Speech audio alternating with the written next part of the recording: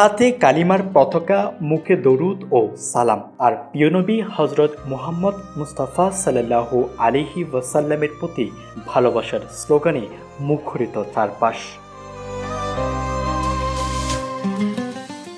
ঈদে মিলাদুন্নবী সাল্লাল্লাহু আলাইহি ওয়াসাল্লাম উপলক্ষে প্রতি বছর চট্টগ্রামে অনুষ্ঠিত হয় ঐতিহ্যবাহী জশ্নে জুলুস। লাখো মানুষের অংশগ্রহণে এই আয়োজন পরিণত হয়েছে চট্টগ্রামের অন্যতম বৃহৎ ধর্মীয় সমাবেশে।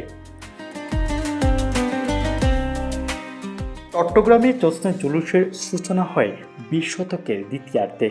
বিভিন্ন ধর্মীয় সংগঠন ও আলেম উলামার উদ্যোগে শুরু হওয়া এই আয়োজন সময়ের সঙ্গে ব্যাপকতা লাভ করে।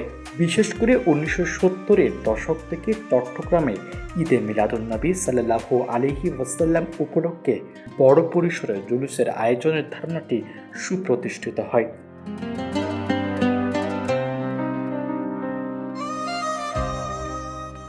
এরপর প্রতি বছরে বাড়তে থাকে অংশগ্রহণকারীর সংখ্যা। চট্টগ্রামের বিভিন্ন এলাকা ছাড়াও দেশের নানা প্রান্ত থেকে মানুষ এসে যোগ দেন এই আয়োজনে। আয়োজকদের কাছে জশ্নে জুলুসের মূল উদ্দেশ্য রাসূলুল্লাহ সাল্লাল্লাহু আলাইহি ওয়াসাল্লামের জীবন, আদর্শ ও মানবতার শিক্ষাকে স্মরণ করা এবং তার প্রতি ভালোবাসা ও শ্রদ্ধা প্রকাশ করা। তবে এই আয়োজনকে ঘিরে রয়েছে চট্টগ্রামের নিজস্ব সংস্কৃতি ও সামাজিক আবহ। কয়েক দশক ধরে একই ধারাবাহিকতায় অনুষ্ঠিত হওয়া জশ্নে জুলুস এখন অনেকের কাছে ধর্মীয় অনুভূতির পাশাপাশি একটি ঐতিহ্যের নাম।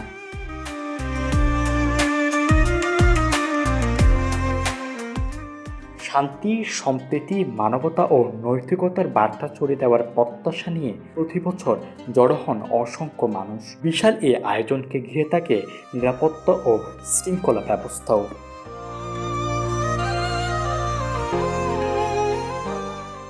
সময় বদলেছে আয়োজনের ধরনও, কিন্তু প্রিয় নবী সাল্লাল্লাহু আলাইহি ওয়াসাল্লামের প্রতি ভালোবাসা প্রকাশের আকাঙ্ক্ষা আর দীর্ঘদিনের ঐতিহ্য দুটি ধরে রেখেছে চট্টগ্রামের জশ্নে জুলুসকে।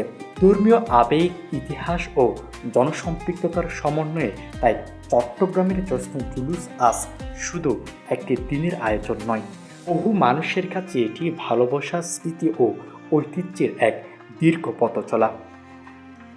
মোহাম্মদ মাসুম আকবরী, আকাশ, দক্ষিণ পূর্ব, চট্টগ্রাম।